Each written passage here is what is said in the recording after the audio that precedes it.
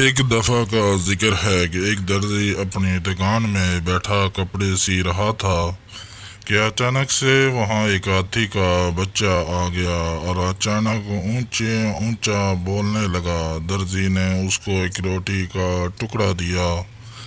وہ ہاتھی ہمیشہ درزی کی دکان پر آتا تھا۔ ایک دن ہاتھی آیا لیکن درزی نے اس کو روٹی کے بجائے سوئی چبا دی۔ ہاتھی بھاگ گیا۔ اگلے دن ہاتھی پھر آ گیا لیکن اس کی سونڈ کیچڑ سے بھری ہوئی تھی اور اس نے اپنی سونڈ سے کیچڑ درزی کے کپڑوں پر پھینک دی۔ درزی کے سارے کپڑے خراب ہو گئے۔